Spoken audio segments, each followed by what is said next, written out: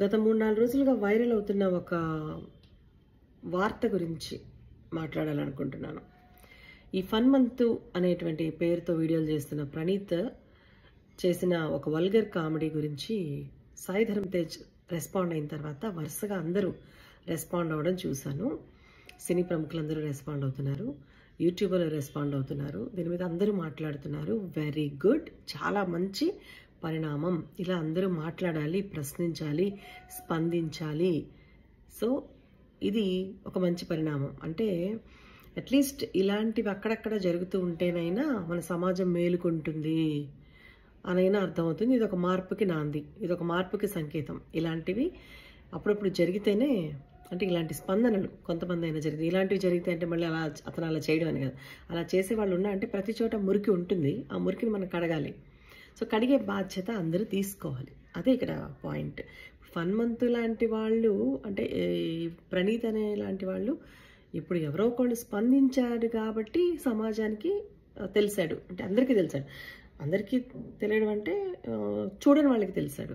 Already చూసేవాళ్ళు అతను చూస్తూనే ఉన్నారు, చాలా రోజులుగా చూస్తూనే ఉన్నారు. లక్షల్లో వ్యూస్ వస్తున్నాయి.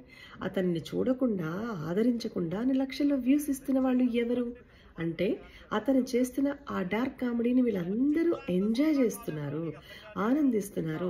నిన్న మొన్నటి వరకు, అంటే ఈ విషయం బయటకు వచ్చేంత వరకు ఎవరికి అది అసభ్యకరంగా కానీ అభ్యంతరకరంగా కానీ అనిపించలేదు. They enjoyed.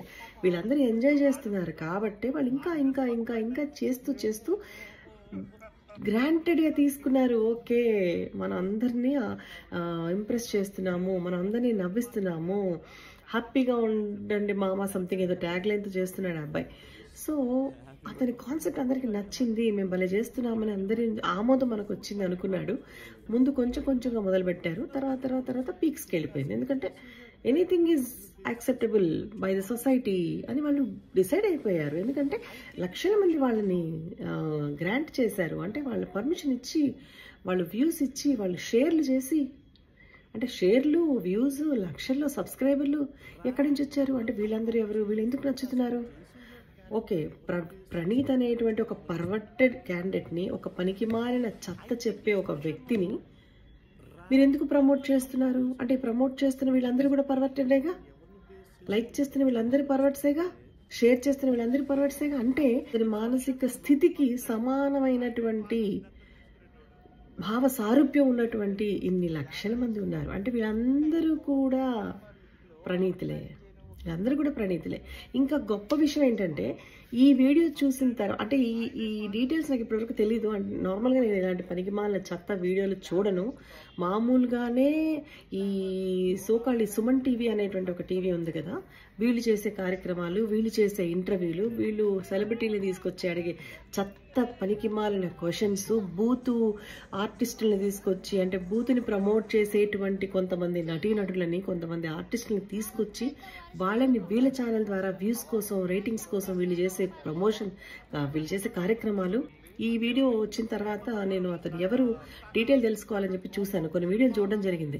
చూసినప్పుడు ఇంకా ఆశ్చర్యకరమైన విషయం ఏంటంటే, ఇప్పుడు మనందరం గొంతు చించుకులు అరుస్తున్నాం కదా, లేడీస్ని దారుణంగా మాట్లాడుతున్నారు, స్త్రీల పట్ల అసభ్యకరమైన కామెడీలు వీళ్ళు చేస్తున్నారు అని చెప్పేసి. ఎస్, కానీ ఇంకా దురదృష్టకరమైన, దౌర్భాగ్యమైన పరిస్థితి ఏంటంటే ఈ స్త్రీలను అసభ్యకరంగా మాట్లాడుతున్న సమయంలో వీళ్ళతో పాటు కో యాంకర్లుగా ఈ స్త్రీలే ఉన్నారు. 2-3 వీడియోస్ చూసాను నేను. వీళ్ళ ఫ్రెండ్స్ వీళ్ళతో పాటు హా అని నవ్వుతూ అమ్మాయిలను అసభ్యకరంగా, వల్గర్గా మాట్లాడుతూ, వల్గర్ పదజాలంతో మాట్లాడుతున్నప్పుడు వీళ్ళతో ఏకీభవిస్తూ పడి నవ్వుతున్నటువంటి, ఇంకా రక్తి కట్టిస్తూ ఉన్నటువంటి సాటి ఆడపిల్లలు ఇందులో యాంకర్లుగా ఉన్నారు. చూడండి, ఆ వీడియో కూడా ఇందులో షేర్ చేస్తున్నా. సినిమా అంతా సృజన కాలే బ్రో, నీకు అర్థం కావట్లేదు. తిన్నావారా? ఎవరి బస్తీ పిల్ల ఇంత నల్లగా ఉంది? ఈషి from KGF universe. Viraj Anand లేదు, కాలేజ్ స్టార్ట్ అనమాట. ఇట్లా షేక్ హ్యాండ్ ఇస్తాడు, వీడికి షేక్ హ్యాండ్, ఆనంద్కి హ్యాండ్. నువ్వు ఎట్లా కనిపిస్తున్నావు తెలుసా? బజార్ అందరు ఒక్కటే. ఐఎమ్ సో సారీ, బట్ నీ పెదాలను చూస్తే ఆగలేకపోతున్నాను. వైష్ణవి ఎక్కడున్నావు? నేను వయగ్ర వేసుకుని కూర్చున్నా, లేచి వీడి బర్త్డేకి అక్కడ కేక్ కటింగ్ జరగబోతుంది అని తెలియకుండా ఇట్లా వెయిట్ చేస్తూ ఉంటాడు. అంటే నైబర్స్ అన్నమాట. అదే నాకు కాల్ మీద అనిపించింది బ్రో. ఎందుకు మన ప్రిఫరెన్స్ అడ్డాలే కదా. తమ్ముడు నీ అడ్రస్ పంపిస్తే రాఖీ విత్ 1 పొడి ప్యాకెట్ పంపిస్తా. సో ఇది ఇప్పుడేం మాట్లాడదాం? ఇప్పుడేంటి మన సొసైటీ పరిస్థితి? మరి ఈఎంఐలు ఎందుకు చేస్తున్నారు వీళ్ళతో? అరే సాటి ఆడపిల్లని వల్గర్గా వీళ్ళు మాట్లాడుతున్నారు. ఆ బేబీ సినిమాలో ఒక హీరోయిన్ గురించి ఇంత వల్గర్ కామెడీ చేస్తున్నారు. వాళ్ళని ఖండించకుండా వాళ్ళతో కలిసి ఈ కార్యక్రమాలు ఎందుకు చేస్తున్నారు? మరి ఈ ఆడపిల్లల మానసిక పరిస్థితి ఏమిటి? వీళ్ళెందుకు సపోర్ట్ చేస్తున్నారు? దాన్ని కూడా మనం ప్రశ్నించాలిగా. అంటే సాటి ఆడపిల్లని దగ్గరుండి వీళ్ళు వల్గర్ కామెడీ చేస్తున్నారు, ఆడపిల్లలే చేస్తున్నారు. మరి దీన్ని ఏమందాం? ఈ ప్రణీతాలను ఏమందాం? ప్రణీతులు ప్రతి అడుగుకి ఉన్నారు ఈ సమాజంలో. అంతెందుకు, మనం పెడితే ఇప్పుడు నేనున్నాను, నాకు పెట్టే వీడియోస్ కింద కొన్ని వందల ప్రణీతులు ఉంటారు. ఎంత అసభ్యకరమైన పదజాలం, ఎంత అసభ్యకరమైన కామెంట్లు. అంటే ప్రతి ఒక్కడి మైండ్లో ఇలాంటి ప్రణీతులు కొలువై ఉన్నారు.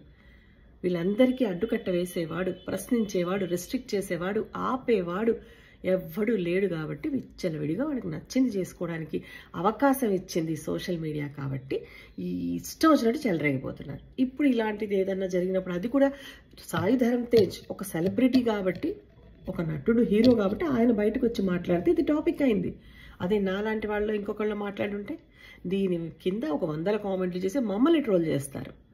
సో ఇది ప్రజల మానసిక పరిస్థితి. ఇలా ఉంటే ఇలాంటి ప్రణీతులు ఎంతమంది అయినా పుడతారు. ప్రణీతిని పుట్టిస్తుంది ఎవరు? మనం. ప్రణీత్ లాంటి వాళ్ళని తయారు చేస్తుంది ఎవరు? మనం. ఈ సమాజంగా మనం. మన ఆలోచనల నుంచి పుట్టినవాడే, మన ఆమోదం నుంచి పుట్టినవాడే ఈ ప్రణీత్. ఎక్కడి నుంచో రాలి పడలేదు ఈ ప్రణీత్, మనలోంచే వచ్చాడు ఒక ప్రణీత్. ఈ ఛానల్స్ ఆడపిల్లల గురించి, ఇప్పుడు ఒక పసిపిల్ల ఆడపిల్ల గురించి ఇతను చేశాడు. ఇతని మీద కఠినమైన యాక్షన్స్ తీసుకోవాలి, చర్యలు తీసుకోవాలి.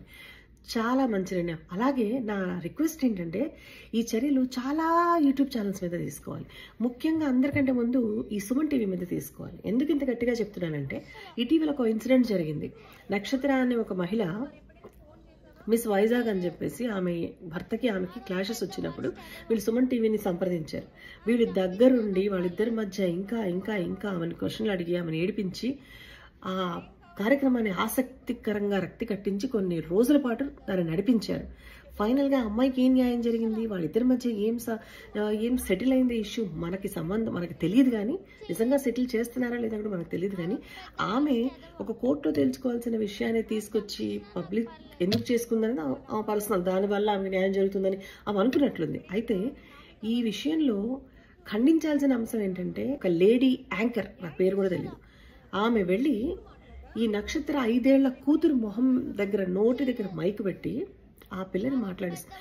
ఈ అంశంలో ఆ అమ్మాయిని ఇన్వాల్వ్ చేయడమే ఒక చాలా దారుణమైన విషయం. వీళ్ళ ఆ లాంగ్వేజ్లో, ఆ అక్రమ సంబంధం విషయాలలో ఆ పిల్లని ఇన్వాల్వ్ చేసి ప్రతి ఇన్సిడెంట్లో తల్లి, మరి వాళ్ళిద్దరి మధ్య ఆ పిల్ల ప్రతిరోజు ఆ గొడవలు ఇన్వాల్వ్ అయిందేమో నాకు తెలీదు. కానీ ఈ మీడియాగా వీళ్ళు వెళ్ళి ఆ అమ్మాయిని మాట్లాడిస్తూ ఉంటే ఆ చిన్న పిల్ల చెప్తుంది, వాడు చచ్చిపోవాలి, వాడు చచ్చిపోయినా నాకు పర్వాలేదు, నాకు వాడంటే ఇష్టం లేదు, వాడు మనిషి అంటే ఏంటంటే మాట్లాడింది. అంటే ఆ అమ్మాయి ఏజ్కి నిజంగా తెలిసి మాట్లాడుతుందా? అమ్మాయికి అంత పరిపక్వత ఉందా? ఒక మనిషిని జడ్జి చేయడమో లేదంటే అతను చనిపోవాలని కోరుకోవడమో అంటే ఆ పిల్లకి తెలుసా? అంటే ఆ అమ్మాయి చుట్టూ జరుగుతున్న పరిస్థితుల ప్రభావం వల్ల ఆ అమ్మాయి, చిన్న పిల్ల, 5 ఏళ్ల పిల్ల మాట్లాడుతుంది. కోర్టులోనే ఇద్దరు భార్యాభర్తల మధ్య ఇష్యూని సాల్వ్ చేస్తున్నప్పుడు పిల్లని విట్నెస్గా తీసుకోవాలంటే చాలా ప్రమాణాలు పాటిస్తారు, చాలా జాగ్రత్తలు పాటిస్తారు, చాలా జాగ్రత్తగా ఆ పిల్లల్ని హ్యాండిల్ చేసి క్వశ్చన్స్ అడుగుతారు. మీరు మీడియా ట్రయల్స్ చేస్తూ, కోర్టులో జరగాల్సిన ట్రయల్స్ని మీరు రోడ్డు మీద చేస్తూ, మీ ఛానల్స్లో చేస్తూ, పైగా ఒక చిన్న పిల్లని మీరు క్వశ్చన్ అడుగుతున్న విధానం, ఆ పిల్ల స్పందిస్తున్న విధానం మీకు బాగుంటుంది. ఈరోజు వ్యూస్ వస్తాయి. ఆమె కూడా న్యాయం జరుగుతుందా లేదా పక్కన పెడితే 4 రోజులు ఈ హడావుడి నడుస్తుంది. దానివల్ల ఆమెకి కూడా, ఆమె కుటుంబానికి కూడా ఎలాంటి పరిష్కారం రాదు. సరికదా, ఆమె కోర్టులో తేల్చుకోకుండా ఇలా వీళ్ళ దగ్గరికి రావడం వల్ల ఈ పిల్ల మానసిక పరిస్థితి ఏమవుతుంది? రేపటి రోజు ఆ పిల్ల పెద్ద అయిన తర్వాత ఇది నాటుకుపోయి మనసులో ఈ సంఘటనల్ని మైండ్ ప్రాసెస్ కూడా చేసే ఏజ్ కాదు. ఎలా రియాక్ట్ అవుతుంది అంటే ఆమె చదువు మీదో ఆ భవిష్యత్తు మీదో వేరే రకంగా పడకపోయినా మానసికంగా ఈ ట్రామా అనేటువంటిది రేపటి రోజు ఆ పిల్లకి పెద్ద అయ్యేంత వరకు కూడా అలాగే ఉంటుంది. ఎన్నో అంశాల మీద ప్రభావం చూపిస్తుంది. ఇది ఎవరు ఆలోచిస్తున్నారు? ఇది ఆలోచించాం మనం. ఈ ఛానల్స్ని పదే పదే పదే ప్రమోట్ చేస్తాం, వ్యూస్ ఇస్తాం, లైకులు కొడతాం. పొద్దు నుంచి ఫోన్ తీసుకొని ఏమైంది నక్షత్ర విషయం అని చెప్పేసి మనమే దాని అప్డేట్ తీసుకుంటాం. ఇలాంటి ఛానల్స్ చూస్తూ ఉంటాం. మరి మనం అందరం ఎవరు? వీటందరినీ చూసేవాళ్ళం మనం కూడా ప్రణీతులమే. వీటిని ప్రమోట్ చేసే మనందరం కూడా ప్రణీతులమే. మారాల్సింది ఎవరు? ఏదో ఒక్క అంశాన్ని పట్టుకొని దీని మీద పోరాటమే చేస్తామే. మూలాల మీద పోరాటం చేయాలి. మూలాలు ఉన్నాయి కదా, మన మెదళ్ళలో ఉన్నాయి కదా, మన ఆలోచనలో ఉన్నాయి కదా, మన ఆసక్తిలో ఉన్నాయి కదా. ఇలాంటి పనికిమాలిన విషయాలు తెలుసుకోవాలని మన కుతూహలం, మనలో దాగున్నటువంటి ఒక యానిమల్ ఇన్స్టింక్ట్. ఈ యానిమల్ ఇన్స్టింక్ట్ని చూపించడం కోసం కొంతమంది డైరెక్ట్ యానిమల్ అంటే గుర్తొచ్చింది. సందీప్ వంగ తీసిన యానిమల్ సినిమాని తెగ చూసి గొప్పగా ఎంజాయ్ చేస్తారు కదా. అంటే ఒక వర్గం, చాలా మందికి అది నచ్చలేదు.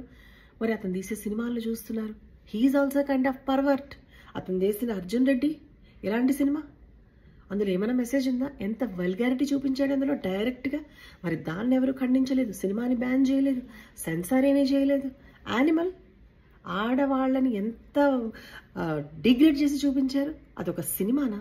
అందులో ఏముంది అంటే మరో ప్రణీత్ కాదా సందీప్ వంగ? ఇలాంటివి ప్రతి చోట అడుగున ఈ వ్యూస్ పిచ్చిలో, రేటింగ్స్ పిచ్చిలో ప్రతి ఒక్కళ్ళు మ్యాక్సిమం ఏదో ఒక వల్గారిటీ ఉంటే తప్ప నడవదు. కొన్ని యూట్యూబ్ ఛానల్స్ కొంత వల్గర్గా అతను పిచ్చోళ్ళని పట్టుకొస్తున్నారు. ఏదంటే అది బూతులు తిట్టేవాళ్ళని. ఆ కుర్చీ మడత పెట్టి అనే అతన్ని పట్టుకొని వచ్చి ఎంత వైరల్ చేశారు. ఈవెన్గా ఆ మాట మీద పాటే తీశారు. కుర్చీ మడత పెట్టి అనేటువంటిది ఒక super star hero Mahesh Babu తన సినిమాలో పెట్టి పాటే తీశాడు. మరి అదేంటి? దాన్ని కూడా మనం ఖండించాలి. ఇంకొక అంటే అగ్గిపెట్టే మచ్చాట. అతను ఎంత బూతులు మాట్లాడతాడు. ఎక్కడో రోడ్డు మీద బూతులు మాట్లాడుకునే వ్యక్తులు తీసుకొచ్చి వ్యూవర్షిప్ కోసం ఈ ఛానల్స్ తీసుకొచ్చి ప్రోగ్రాములు చేస్తూ ఉంటే ఎంత ఆదరణ లేకపోతే వీళ్ళందరి ప్రోగ్రామ్స్ నడుస్తూ ఉన్నాయి. ఆదరించేది ఎవరు? మళ్ళీ ఈ పర్వర్టెడ్ మెంటాలిటీ ఉన్నటువంటి ఈ సమాజంలో ఉన్నటువంటి మనుషులుగా మనమే. వాటికి మనం స్పందించాం. ఎవరైనా వచ్చి ఏదైనా మాట్లాడితే మాత్రం హాహాకారాలు చేస్తాం. ఈ హాహాకారాలు చేసేవాళ్ళు, ఈ ప్రణీతిని తిట్టేవాళ్ళు, వాడి మైండ్ లోపల కూడా ఇదే ఉంటుంది. వాడి తెల్లవారులేసి చూసేవి ఈ వీడియోసే. ఎందుకు? అనవసరమైన హడావిడి కాదు. వాస్తవంగా రియాక్ట్ అవ్వండి. ప్రతి ఒక్కదానికి రియాక్ట్ అవ్వండి. అప్పుడు మార్పు వస్తుంది. ముందు మీరు మారండి. మీ ఆలోచనలు మార్చుకుంటే, ఇలాంటి వాటిని చూడకుండా అవాయిడ్ చేస్తే ఎవ్వడూ ఇట్లాంటి పాపులారిటీ సంపాదించుకోలేడు. అలా మంది హీరోలు, నాని లాంటి హీరోలతో సహా సినిమా ప్రమోషన్ల కోసం కూడా వీళ్ళని వాడుకున్నారు. అంటే ఎంతమంది ఇలాంటి యూట్యూబర్స్ని సినిమా ప్రమోషన్ల కోసం ఆ సినిమా రివ్యూస్ చెప్పే సినిమాల దగ్గర, థియేటర్ల దగ్గరికి వెళ్ళి చెత్త రివ్యూస్ చెప్పే, అంటే కనీస పరిజ్ఞానము, విఘ్నత, మాట్లాడే సెన్స్ లేకుండా వల్గర్గా సినిమా రివ్యూస్ ఇచ్చే వాళ్ళతో రివ్యూస్ చేపిస్తే సినిమా హిట్ అవుతుందని, సినిమాకి హెల్ప్ అవుతుందని పెద్ద పెద్ద సినిమాలను కూడా ప్రమోట్ చేసుకోవడానికి ఇలాంటి చీప్ యూట్యూబర్స్ దగ్గరికి వెళ్ళి మన హీరోలే ప్రమోట్ చేయించుకోవడం. మరి అప్పుడు వీళ్ళు ఆలోచించడం లేదా? సినిమా ప్రమోషన్ కోసం ఎంతకైనా దిగజారుతున్నారు. ఇంతమంది ఇన్ని రకాలుగా వీళ్ళని అందరినీ సపోర్ట్ చేస్తూ ఈరోజు మాత్రం ఎవరో ఒకరు ప్రశ్నించారు కాబట్టి అందరూ గొంతెత్తి మాట్లాడితే ఒక్కసారి తొంగి చూసుకోవాలి. వీళ్ళందరూ కూడా మనం ఎంత రెస్పాన్సిబుల్గా, సమాజం పట్ల మనం ఎంత బాధ్యతగా ఉన్నాం. ఇలాంటి వాళ్ళతోనే మనం సినిమా ప్రమోట్ చేయించాలి అని హీరోలు ఆలోచించరా? ఇలాంటి సినిమాల్లో కామెడీలు చేసేటప్పుడు మరి హీరోలు వల్గర్ కామెడీస్ పెట్టినప్పుడు వీళ్ళు ప్రశ్నించరా? ఇలాంటి వల్గర్ కామెడీ ఒక మహిళ పట్ల, ఒక హీరోయిన్ పట్ల వీళ్ళు ప్రవర్తించే ప్రవర్తనను, మాట్లాడే మాటలు మరి ఈ హీరోలు ప్రశ్నించరా?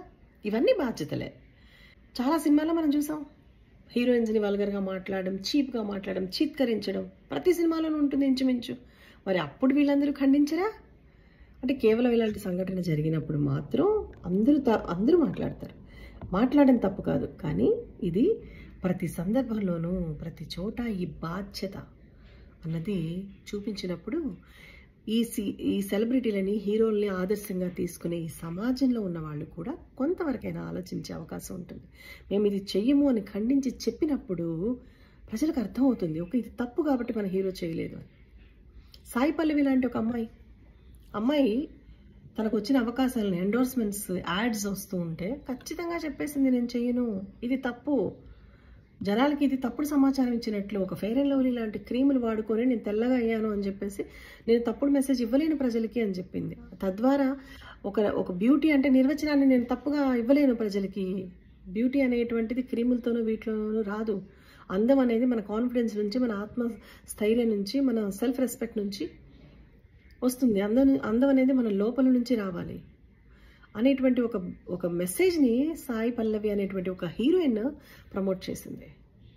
అలా ఉండాలి మన హీరోలందరూ కూడా. నిజంగా రియల్ లైఫ్లో కూడా హీరోల్లా ప్రవర్తించాలి. అంతేకాని డబ్బుల కోసం చేసే ఈ యాక్టింగుల్లో ఏది పడితే అది చేసేయడం, ఈ డైరెక్టర్లు ఇచ్చిన ప్రతి చెత్త డైలాగుల్ని చెప్పడం, తద్వారా అది ఎలాంటి ఇంపాక్ట్ చూపిస్తుంది సమాజం మీద, ఎంతమంది పిల్లలు దానికి ప్రభావితం అవుతున్నారు అని ఆలోచించరా? అర్జున్ రెడ్డి చూసిన తర్వాత నిజంగా సొసైటీలో ఎంతమంది పిల్లలు చెడిపోయారో ఏమైనా డేటా తీయగలమా మనము? ఖచ్చితంగా ఇంపాక్ట్ ఉంటుందా లేదా? నేనే స్వయంగా చాలా మంది చూశాను, గతంలో ఒక వీడియో కూడా చేశాను. అర్జున్ రెడ్డి ప్రభావంతో అర్జున్ రెడ్డి ఫోటోలని స్మోక్ చేస్తున్నా, అతను మందు తాగుతున్న స్టైల్ని ఫాలో అవుతున్న టీనేజర్స్ చాలా మంది నాకు తెలుసు. నేను చూశాను స్వయంగా నా కళ్ళతో, నాకు తెలిసిన సర్కిల్లో. మరి ఈ ప్రభావం, ఈ ఇంపాక్ట్, దీనికి బాధ్యుడెవడు? ఈ డైరెక్టర్ బాధ్యత తీసుకుంటాడా? అరే నేను ఈ సినిమా తీసిన తర్వాత ఈ సమాజం మీద ఏమైనా చెడు ప్రభావం చూపించిందా, ఏమైనా పిల్లలు చెడిపోయారా అని ఆలోచిస్తాడా ఈ డైరెక్టర్? తర్వాత జరిగే చెడుకి, ఆ పరిణామాలకి, ఆ పిల్లలు పాడైపోయి ఆ పిల్లల భవిష్యత్తుకి ఎవరు జవాబుదారి? ఇవన్నీ కూడా ఆలోచించాలి, అన్నీ కూడా ఆలోచించాలి ఫ్రెండ్స్. ఒక్క విషయం జరిగితే మాత్రం హడావుడి చేసేసి ఇది ఎన్ని రోజులు మాట్లాడతారు, ఒక 4 రోజులు 5 రోజులు, ఆ తర్వాత అందరూ మర్చిపోతారు. మనం ఇస్తుంటేనే క్రెడిట్ వాడికి వస్తుంది. సో ఆ విషయంలో కూడా ఆలోచించండి. అట్లీస్ట్ ఇప్పటికైనా కనీసం ఒక సాయి ధరమ్ తేజ్ లాంటి ఒక వ్యక్తి రెస్పాన్సిబుల్గా ఫీల్ అయ్యి రియాక్ట్ అయ్యాడు, దానికైతే ఖచ్చితంగా హ్యాట్స్ ఆఫ్ చెప్పాలి. ఆయన రియాక్ట్ అవ్వకుండా ఉంటే ఈ సోకాల్డ్ పర్వర్టర్స్ కూడా రియాక్ట్ అయ్యి ఉండేవాళ్ళు కాదు. థ్యాంక్ గాడ్ అట్లీస్ట్ మనం ఆలోచించాలి, రియాక్ట్ అవ్వాలి అనేది తెలియజేసినందుకు సాయి ధరమ్ తేజ్కి hats off to you Sai Dharam Tej. Thanks a lot. At least ఒక మార్పుకి మీరు ఒక నాంది పలికారు. ఈ మార్పు కొనసాగాలని కోరుకుంటున్నాను. ప్రతి ఒక్కళ్ళు కొంచెం ఇలాంటి పనికి మాలిన ఛానల్స్ని, వ్యక్తులని, కంటెంట్ని ప్రమోట్ చేయకుండా ఇప్పటికైనా కొంచెం బుద్ధి తెచ్చుకుంటే బాగుంటుంది. Thank you.